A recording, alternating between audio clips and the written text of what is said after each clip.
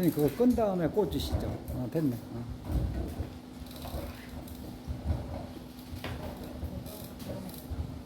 상관없습니다. 거의 안 보입니다.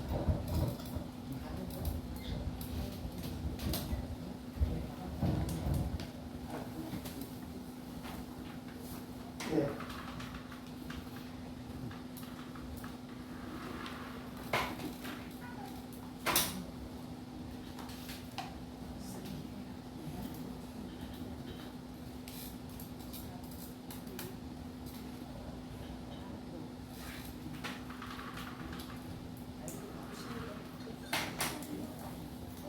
네, 이제 강의 시작하겠습니다. 오늘은 36페이지 밭가는 사람. 지금 여기에 이 밭가는 사람에 나오는 바람은 바라드바자라는 분은 진짜 땅을 일구어서 농사를 짓는 농부입니다. 그리고 부처님도 밭을 가시는데 부처님은 마음의 밭을 가셔요. 그래서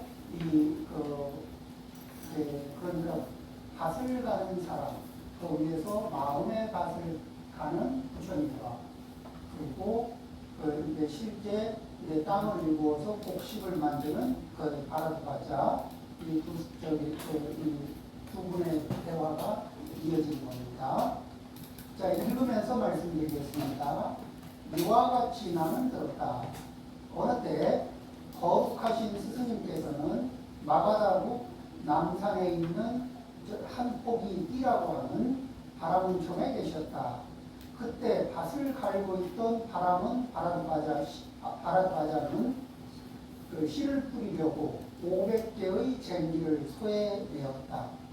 자, 여기에서 500개의 쟁기를 500마리의 소에게 메운 거예요.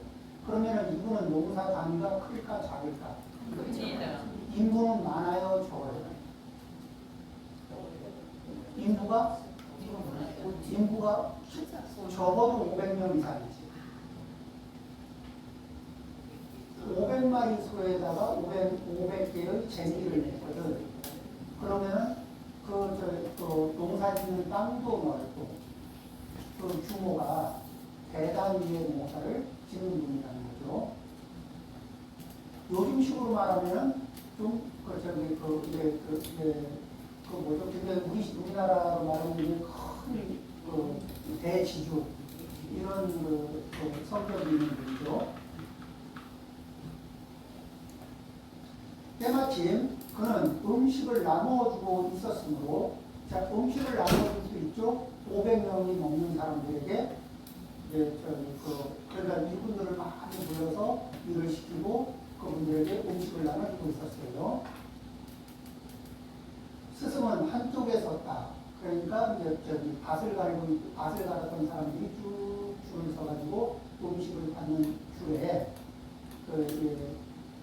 부처님도 한쪽에 쭉 서 있었어요.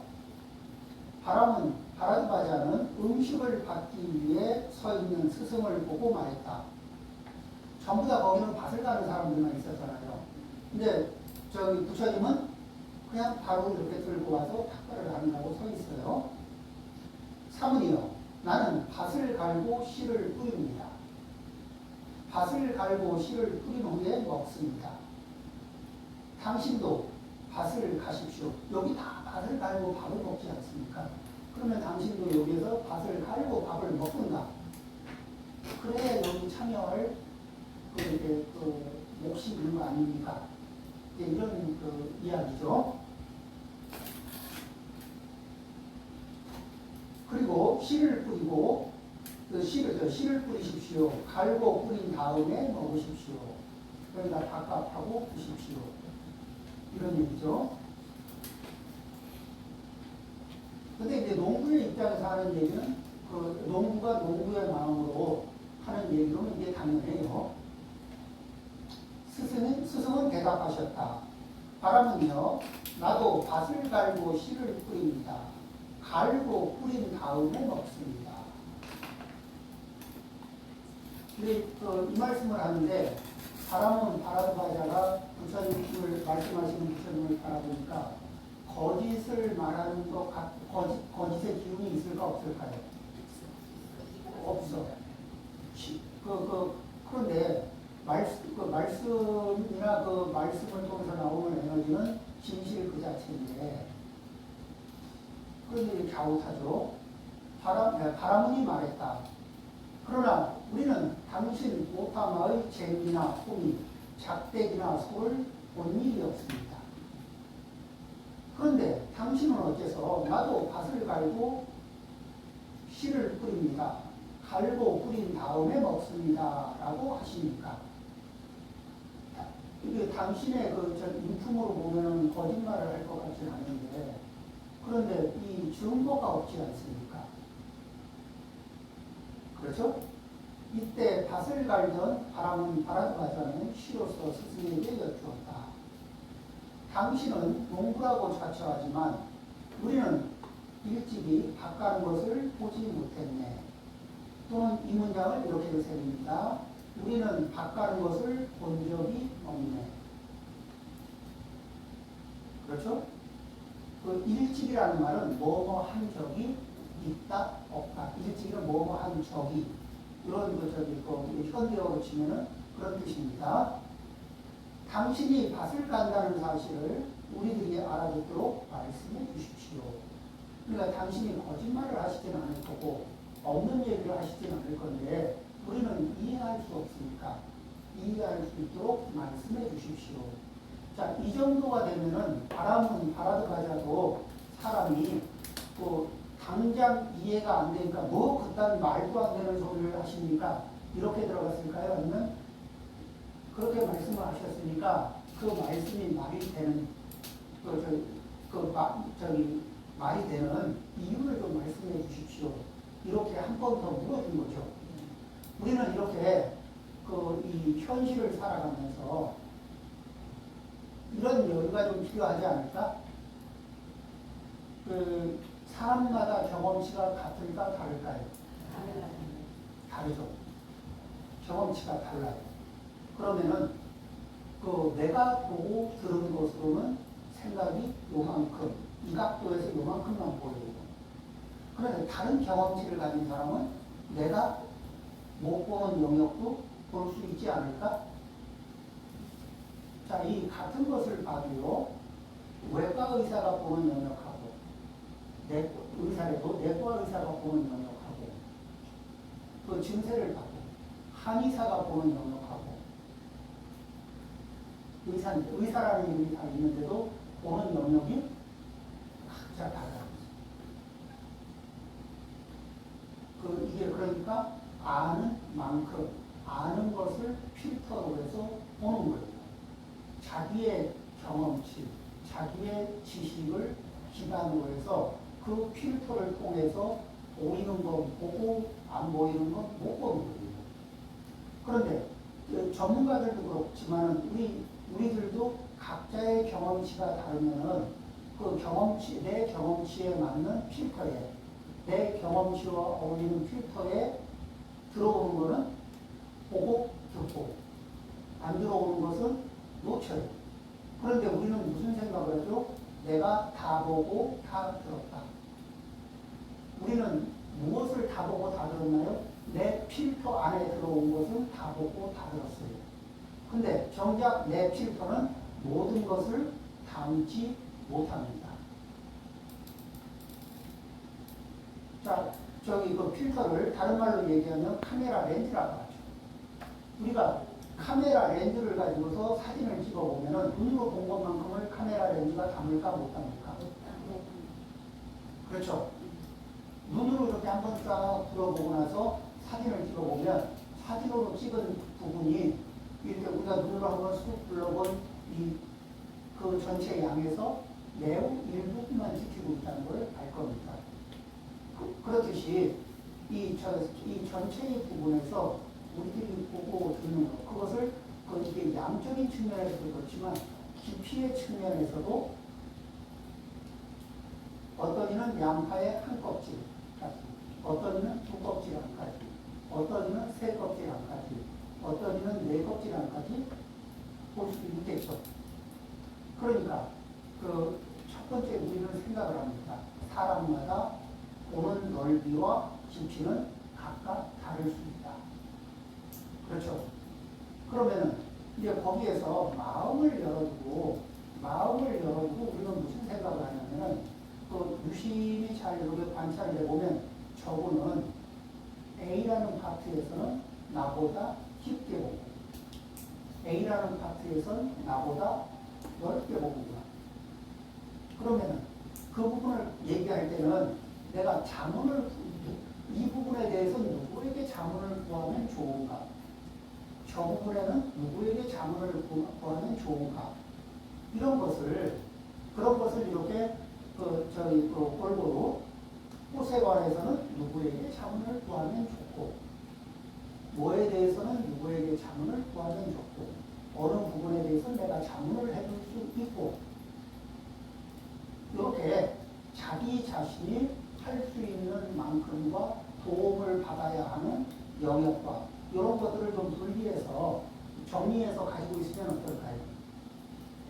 그러면 나는 어리석어질까? 현명해질까? 그렇죠. 되는 부분은 된다고, 되는 부분까지는 되는 줄 알고, 안 되는 부분은 안 되는 줄 알면서, 그러면서 그 안 되는 부분에 대해서는 도움도 받고, 되는 부분에서는 도움도 주고, 이렇게 하게 되면, 그 사람이 막혀 있을까? 이게 열려 있을까? 그런데 내가 얼마만큼을 보는지, 얼마만큼을 듣는지, 얼마만큼 넓게 보는지, 깊이 보는지와 상관없이 내가 맞다 이렇게 하면 내가 최고다 이렇게 되면 어떻게 되죠?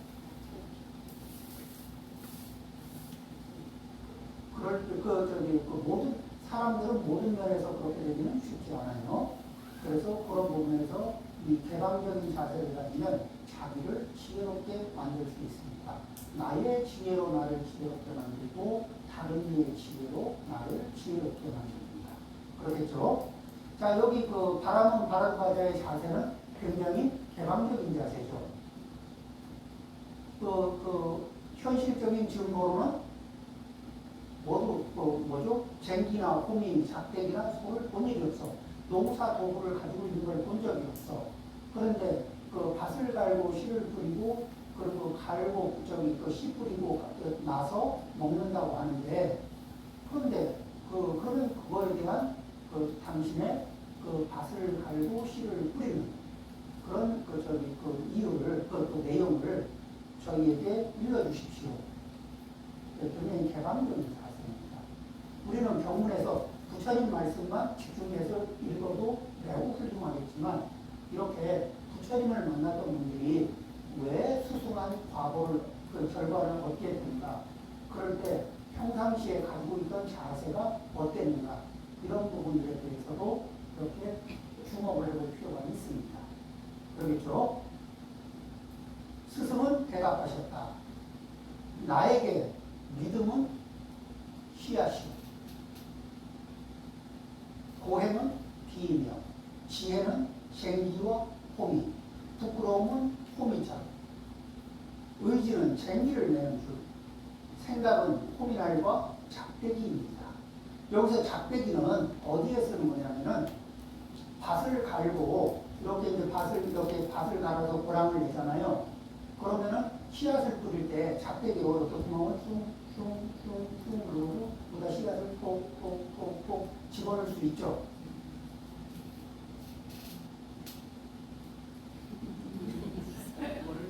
네? 그러니까 이제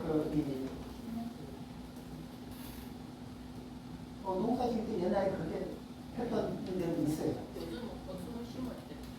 그렇죠. 요즘에 이제 아예 이렇게 기계가 이래가지고 이렇게 푹 누르면은 흙이 싹 나오고, 그 다음에 씨앗이 쏙 들어가고, 다시 그 흙을 위에 탁 덮고 하는 그런 이제 반자동, 반수동 그런 기계들이 있더라고요. 자, 어쨌든 간에. 자, 여기에서 믿음은 나에게 믿음은 씨앗이고, 근데 어떤 씨앗이냐면 믿음이 있느냐 없느냐. 그럼 어떤 믿음이냐. 자, 우리는 첫 번째 이제 그 믿음과 관계에 대해서는 우리는 관계에서 생각을 해야 됩니다. 자, 내 배우자가 양다리, 세 다리 걸치고 있으면 믿음이 가요, 안 가요? 안 가요. 그러면 안 가는 이유는 뭐예요? 상대방이 깨끗하지 않아서 그렇죠. 정직하지 않고 깨끗하지 않아서 그렇죠. 그러면 정직하고 깨끗하지 않으면 믿음이 가요, 안 가요? 안 가요. 자, 그러면 그런 업을 가진 사람들에 대해서 욕심이 많아서 자기밖에 생각 못하는 사람, 이런 사람한테 우리 믿음이 갑니까, 안 갑니까? 안 가. 그 다음에 막 쉽게 분노하면서 언제 이게 분노가 폭발할지 모르겠는 사람. 그 다음에 언제 꽁 하면서 원한을 품고 있을지 모를 만한 사람. 어느 대목에서 원한을 품었는지 모르겠는 사람. 그렇죠? 그러면 이게 믿음이 쉽게 가요? 그렇죠? 그 다음에 내가 너보다 잘났지. 내가 너보다 훌륭하지. 내가 너보다 똑똑하지 하고 속에서 계속 주문을 외우고 있어. 그런 분하고 이렇게 같이 있으려면 어떻게 돼요? 내가 당신보다 늘 못합니다 하고 받쳐주기 전에는 그거를 계속 그러니까 이게 그걸 요구하는 거고 그걸 강요하는 게 돼요. 나는 그런 적이 없는 것 같은데 그렇게 돼요. 관계가 유지될 그렇죠. 근데 이런 것들이 뭐냐면은 관계에서 이물질이 돼요. 그렇죠? 그런데 자, 어떤 사람이 그런 마음을 가지고 있으면 청정하지가 않죠. 청정하지가 않으면 그 사람에 대한 믿음이 깊어져요? 약해져요? 약하죠. 그러면 내가 그러고 있습니다.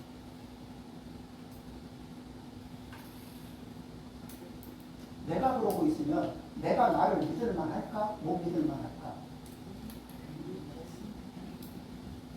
내가 결심을 했어. 오늘 뭐를 하자. 결심을 했는데 결심대로 조금 있다가 나중에 하지.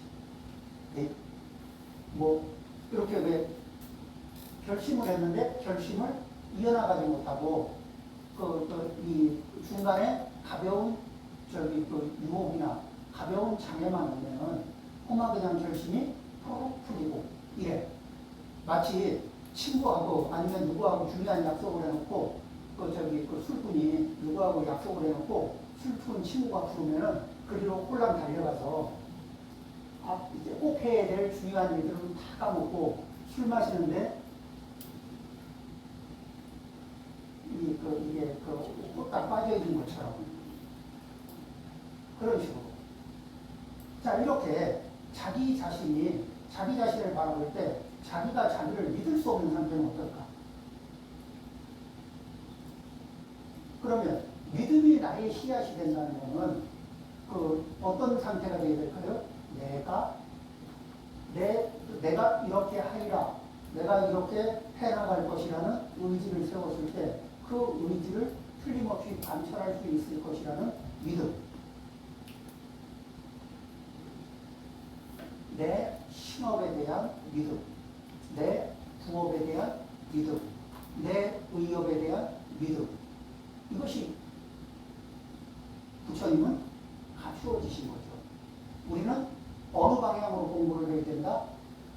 내가 내 신업을 믿을 수 있는 방향으로 공부를 하고, 내가 신업을 믿으려고 하는데 그 신업이 믿을만하지 못하게 방해하는 요인이 들어오잖아요. 그러면 그것을 알아차리고 극복하고, 알아차리고 방해 요인을 내려놓고, 안에서 일어나는 번뇌는 알아차리고 내려놓고, 외부에서 들어오는 번뇌는 알아차리고 극복하고, 이런 과정을 거치면서, 그러면서 나의 의지로 선택한 것에 대해서, 내 의지로 선택한 것에 대해서 내가 신뢰할 수 있게 그렇게 만들어가는 거예요. 그러면 내 믿음의 믿음에도 무슨 말을 쓰냐면은 믿을 신자에 이 뿌리근자를 쓰거든요. 신근 이런 말을 써요. 그리고 이 뿌리라는 건 뭐냐면은 그 나무에 이 뿌리가 있으면 뿌리가 생생하게 살아 있어요. 그럼 이쪽에 잎이 나고 줄기가 뻗고 줄기 뻗고 가지 뻗고 잎새 나고 열매 맺히고 이런 거 가능해요, 안 해요? 자, 뿌리가 있다는 얘기는 뭐예요? 성장한다는 얘기일까? 성장 안 한다는 얘기일까? 자, 신분이란 말은 신의 에너지가, 믿음의 에너지가, 내가 나를 믿을 수 있는 에너지를 계속 키워나갈 수 있다는 걸까? 없다는 걸까? 그리고 키워나가야 한다는 걸까? 아니면 그냥 나는 믿습니다. 끝. 일이 되든 안 되든 이런 그 맥없는 믿음이 아니고 그 믿음이 성장하는 믿음. 이 성장하고 그 힘을, 이 커지는 힘, 이런 것들을 축적하는 그런 상태로 그런 믿음을 가지고 나의 신업을 믿을 수 있는 상태, 나의 부업을 믿을 수 있는 상태, 나의 의업을 믿을 수 있는 상태로 만들어가는 우리는, 우리 중생들은 뭐부터요? 믿을 수 있는 상태로 만들어가는 것. 그래서부터 시작합니다. 부처님은 믿을 수 있는 상태를 완성하셨고, 우리는 부처님을 롤 모델로 하면서 닮아갈 수 있는, 만들어갈 수 있는 그것을, 그 상태가 될 수 있도록 그렇게 그 길을 찾아가는 겁니다.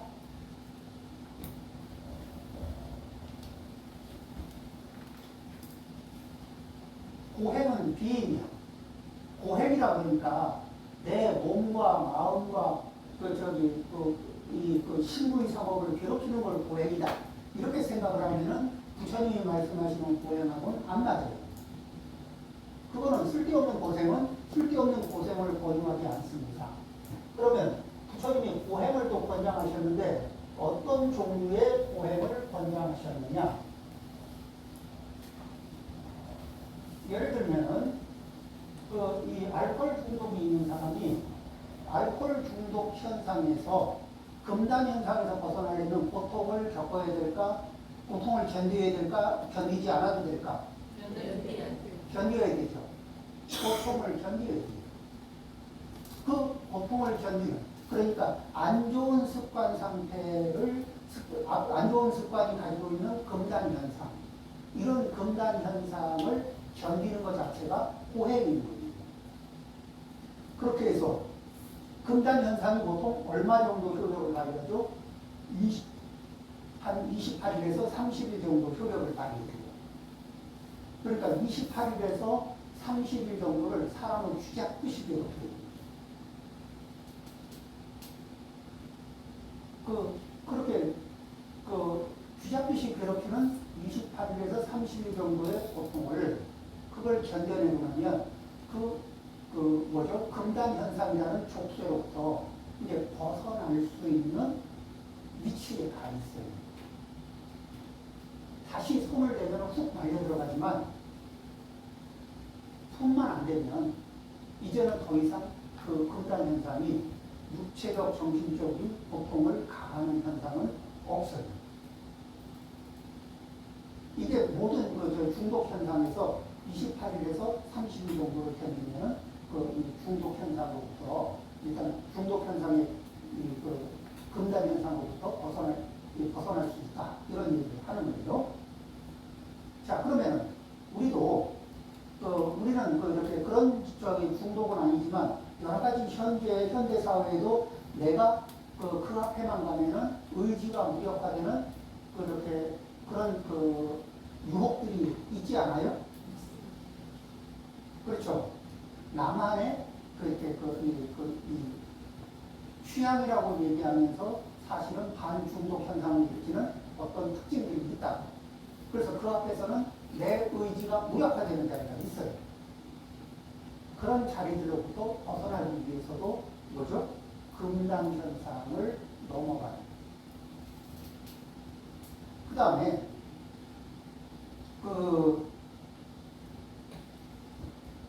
이게 팔다리가 잘린 사람들이 한쪽 팔을 잃거나 한쪽 다리를 잃어버리면 급심하게 좌절을 겪는데 그런데 그것도 일정 시간이 지나면 그 좌변의 영향으로부터 벗어나서 모든 감정 상태가 일반적인 평상시 그 이전 일반적인 상태로 복귀를 합니다. 그러니까 우리가 어떤 일을 처음 겪을 때는 굉장히 크게 충격이 다가오는데 그리고 우리는 그 상태에 적응을 해요. 자, 우리는 그 중에서 뭐냐면 조금 더 바람직한 상태에 A라고 하는 상황이 이런 수준이면 B라는 수준이 이런 상태입니다. 자, 그러면 A라는 상태보다 B라는 상태가 수준이 높죠. 그럼 수준 높은 상태로 삶을 시작하면은 이 된 만큼 금단 현상이 발생될까 안 될까? 높은 수준의 삶을 만들려고 시작을 하면은 그러면은 이만큼의 금단 현상이 발생이 되죠. 이 금단 현상을 견뎌내고 더 이상 금단 현상의 고통이 발생하지 않게 그렇게 만들어내고 나면은 그 다음에는 내 삶의 수준이 어느 수준? 이런 수준으로 바뀌어가는 거예요. 그 다음에 뭐예요? 안정화. 자, 그러면은 반대로 얘기하면은 이제 이거는 이제 예를 반대로 들면은 여기는 이제 이 보살님들 만일에 감량과 관련하면은 자, 이 정도 A라는 수준의 체중에서 B라는 수준으로 내려잖아요. 내리려면은 뭐냐면 몸이 건강이 위협을 받아서 오는 허기가 아니에요. A라는 상태를 정상이라고 느끼는 몸이 허상으로 느끼는 허기가 있어요. 그 허기, 그 결핍이 우리를 괴롭힙니다. 말을 안 들어주면 몸이 쓰러질 것 같기도 하고 그런 느낌도 주고 아니면 이렇게 큰일 날 것 같은 느낌도 주고 하면서 계속 위협을 하거든요. 근데 이제 그 금단 현상을 이겨내면은 그러면은 이게 그렇게 안착이 되죠. 안착이 된 상태에서 이 상태를 안정화시키면서 유지하는 겁니다.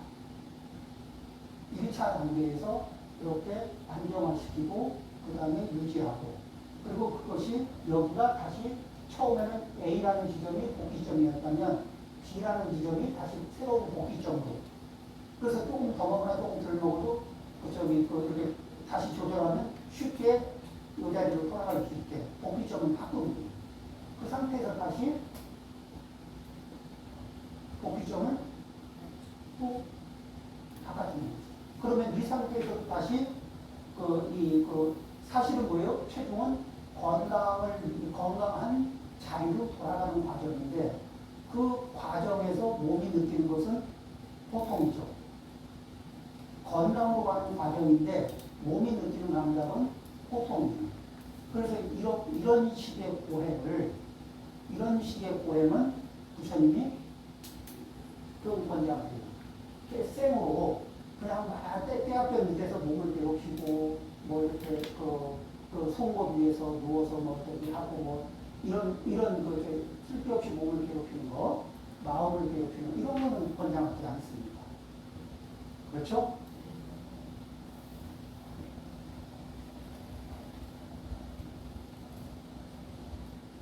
그러니까 고행이라고 하면 부처님이 고행을 하라고 했을 때 고행의 포인트가 뭔가? 자, 어떤 거죠? 충동이 올라오면 그 충동이 내 인생을 엉망으로 만들 때가 있어요. 내가 가지고 있는 충동이 어느 충동이 올라오기만 하면은 내 삶을 엉망으로 만들고 내 관계를 엉망으로 만드는 게 있어. 그러면은 그때는 뭐예요? 충동을 자제한다는 건 말할 수 없이 힘든 일이거든.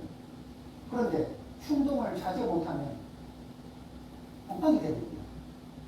그런데 그 충동이 일어나는 원인, 충동이 일어나는 조건들을 관찰을 합니다. 그리고 충동이 일어날 수 있는 조건이 갖추어진 자리를 일단 피하고 그 다음에 충동이 알아차리지 못한 상태에서는 강하게 충동이 올라오는데, 이 조건 하에서는 충동이 올라오겠구나.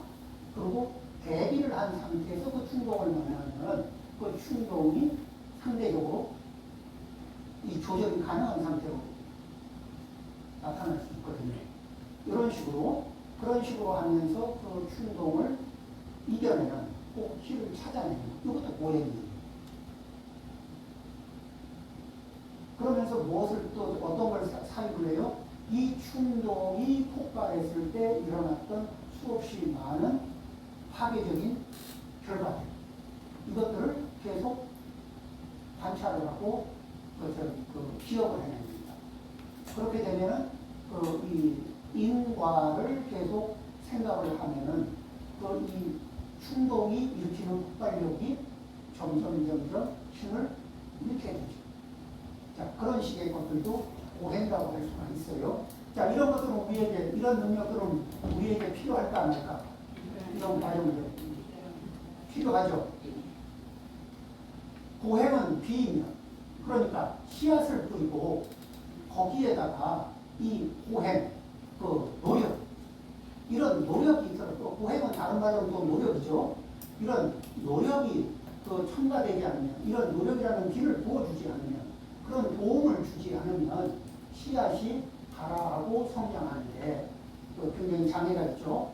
그러니까 씨앗이 잘 발화하고 성장할 수 있도록 거기에는 고행이라고 하는 노력을 얹어줍니다. 그 다음에 이 씨앗이 정상적으로 자라려면 지혜는 쟁기와 호미, 그러면은 씨앗이 잘 자랄 수 있는 토양을 만들어주고 씨앗을 방해하는 요소들이 있어요. 그것이 뭐냐? 그러면은 이게 땅이 딱딱하면은 씨앗을 심을 수도 없고 씨앗이 발화를 해서 성장하기도 불편해. 그러니까 지혜와 호미가 땅을 시원하게 파주고, 그 다음에 홈이나 이런 것들로 쟁기나 이런 것들로 이게 땅을 시원하게 파준 상태에서 그 위에 나와 있는 잡초들을 싹 걷어내는 거예요. 그러니까 지혜는 무엇을 하는 힘이 있다고? 번뇌를 끊어내는 힘이 있어요. 쟁기라는 것은, 호미와 쟁기는 그것을 이 믿음이 성장할 수 있는 토대를 주기도 하고, 그 다음에 그 토양 위에 이 믿음이 가져갈 영양분을 막 뺏어 놓으면 수없이 많은 번뇌 에너지, 잡들들, 이런 것들을 싹 걷어내는 그런 역할들도 하는 겁니다. 그 다음에 부끄러움은 홈이잖아. 그러면 지혜를 움직이는 힘은 홈이나 쟁기자루, 호미자루, 쟁기자루 이런 것들은 뭐냐면은 호미를 움직이는 힘이고, 그 다음에 쟁기를 움직이는 힘이잖아요. 그런데 이 힘은 어디에서 나오느냐? 부끄러워하고 미안해하는 마음에서 나온다. 부끄러워할 줄 알아요. 내가 나에게 이런 내가 그만한 에너지가 있네. 이거를 알아차리고 그걸 부끄러워하고 내려놓고, 내가 노력을 남보다 더 하지는 않고 남하고 똑같이 했다고 생각하거나 아니면 내가 더 했다는 이런 생각을 하는 그런 습관이 있네. 내 노력은 비싸니까 내가 노력을 한 개 했어도 네가 3개 한 것보다 내가 하나 한 게 더 비싸지. 왜냐하면 나는 너보다 10배는 비싸니까. 이런 생각을 할 수가 있거든.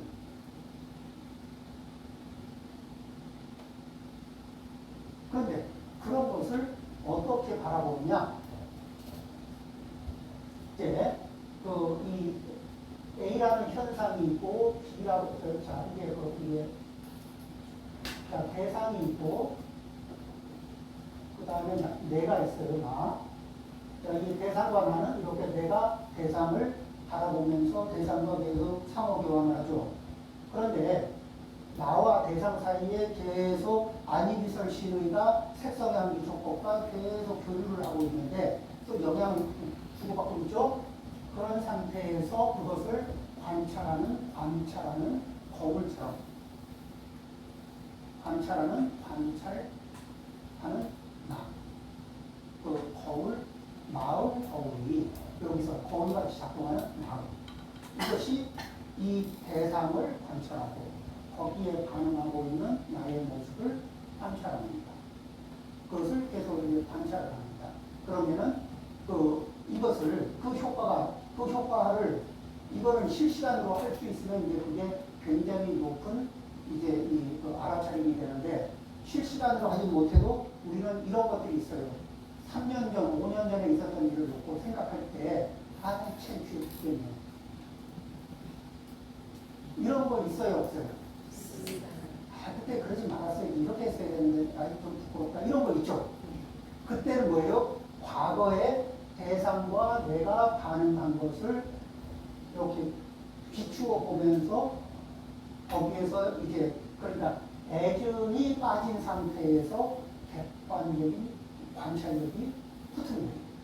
그걸 시간의 갭, 1년, 3년, 5년이라는 시간의 갭이 아닌 현재, 지금 이 순간에 있는 그대로를 볼 수 있는 힘이 생깁니다. 그걸 만드는 거예요. 그렇게 되면 3년, 5년 뒤에 에이 하고 이런 일을 할 일이 없다는 거죠. 그리고 자, 이런 식으로 그러니까 그렇게 해서 뭐냐면은 관찰을 하면서 미안해할 자리에 미안해하고 부끄러워할 자리에 부끄러워하고 우리는 부끄러움이 생기면 그대로 부끄러워도 상관없어 나 계속 할 거야 이렇게 되나요? 아니면 부끄러운 마음이 들면 멈추는 힘이 생기나요? 부끄럽고 미안한 마음이 들면 멈추는 힘이 생기죠. 고치는 힘이 생기죠. 수행은 뭐예요? 고치는 힘이죠. 고치는 힘은 무엇을 기반으로 한다고? 부끄러워하는 마음, 미안해하는 마음, 참되심을 기반으로. 그러니까 여기에서 부끄러움은 홈이잖아. 그 지혜를 움직일 수 있는 이게 손잡이입니다. 지혜의 손잡이와 같은 역할을 하는 겁니다.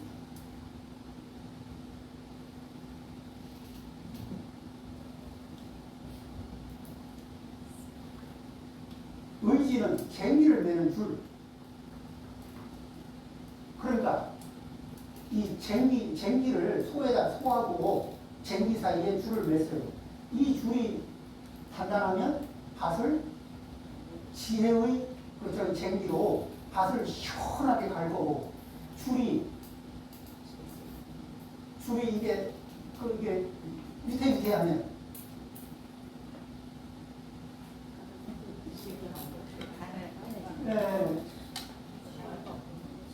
좀 그죠? 위태위태하면 좀 딱딱한 땅을 만나면 작업정지. 그러니까 그 부처님은 뭐예요? 의지도 키울 수 있다. 모든 것은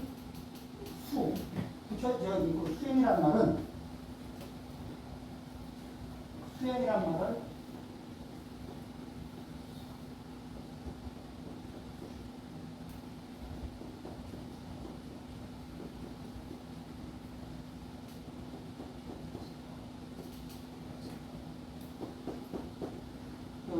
수정, 행위를 수정하는, 고치는. 근데, 자, 좀 어설픈 상태에서 조금 고친 사람이 하나도 안 고친 사람이 있고, 아주 어설픈 상태에서, 자, 아니면 조금 고친 사람이 있고, 상당히 고친 사람이 있고, 제대로 잘 고친 사람이 있다고 쳐보자고. 메이크업을 하는데 엉망인 상태에서 그냥 그 상태로 있는 경우하고 그 다음에 조금 고친 경우하고 상당히 고친 경우하고 아주 잘 고친 경우하고 어떻겠어요? 많은 차이가 있겠죠. 그런데 고치려고 하면 쉬울까 어려울까? 어려워. 또 고치는 법을 배워야 될까 안 배워야 될까? 배워야 돼. 근데 배우는 과정이 귀찮고 그러면서도 우리에게는 어떤 마음이 있어요? 인정받고 싶은 마음이 있어요. 내 신부의 상업을 다루지 않은 상태에서 내가 괜찮은 사람이고 좋은 사람이고 매력적인 사람이니까 나를 그렇게 괜찮고 좋은 사람이고 매력적인 사람으로 봐달라고 계속 이렇게 요구를 던져요. 하나도 안 고치면서 그런 요구사항을 던지는 사람하고 조금 고치면서 조금 고치고 그런 요구사항을 던지는 분이 있고 상당히 고치고 던지는 사람이 있고 아주 잘 고치고 던지는 사람이 있다고 합니다. 사실은 누가 인정받을 것 같아요? 우리는 인정을 마음이 없는 영혼이 없는 인정을 100번 받아봐야 사실은 헛배만 부르지. 안 그래요? 그러니까 우리에게는 인정받고 싶은 마음이 있어요. 그런데 인정받고 싶은 마음을 허기지지 않게, 헛배 부르지 않게 제대로 채우려고 하면 어떻게 해야 될까? 우리 스스로의 변화를 두려워해야 될까? 안 그러면 기꺼이 받아들여야 할까? 그렇죠? 그래서 겉모습과 실제 내용이 동일해질 때, 명실상부해질 때, 그럴 때 이제 나의 가치가 내가 인정받는 것이 정말 의미가 있죠. 상대방이 나를 인정을 하는데 내 속을 몰라. 그래서 내가 보여주는 그 페인팅만 보고 나를 반인정해. 그러면 나는 상대방을 속이는 걸까? 아닐까? 속이는 거죠. 그러면 나는 밭을 가는데 뭐를 갈아요? 거짓만 남기고 진실은 다 갈아서 진실은 뽑아버리고 거짓만 심는 거예요. 그렇지 않을까요? 그러니까 농사를 말하면은 곡식을 다 뽑아버리고 잡풀만 남기는 거예요. 그런 농사 좋아요? 하고 싶어요? 예? 봉사 파밭매기.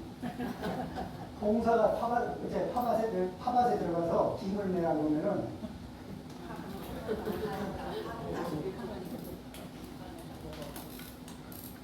파하고 뭐가 뭔지를 모르고 막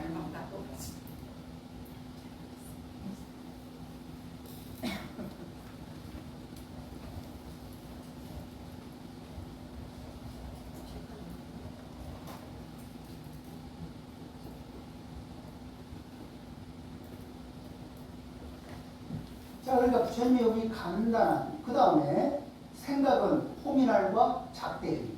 그렇죠. 그 생각은 지혜를 기반으로 한 생각은 거기에 무엇을 심을 수 있어요? 씨앗을 심을 수 있는 자리를 만드는 거예요. 그렇죠? 이 지혜를 기반으로 한 생각은 씨앗을 심을 수 있는 그런 자리를 만드는 것이죠. 그런데 지혜를 기반으로 하지 않고 지혜를 기반으로 하지 않는 그런 상태가 되면 그러면은 지혜가 기반이 안 되면 이 가라도 엄한 데 가고 있고 그 다음에 그럴 수가 있는 거죠. 자, 그러면은 어떻게 살아가느냐? 몸을 근신하고 자, 여기에서 잠깐 좀 쉬었다가 그 다음 얘기할까요? 네, 10분 쉬겠습니다.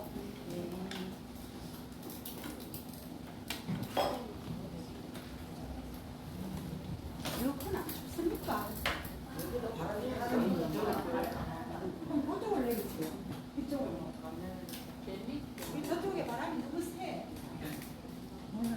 스님이 갖고 오시던데 예 스님 어?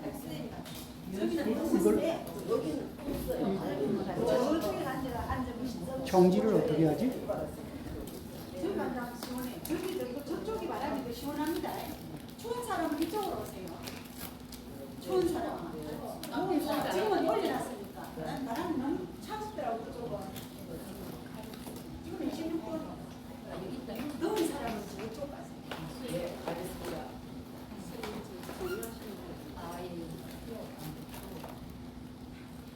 이거 어떻게 정지시키죠?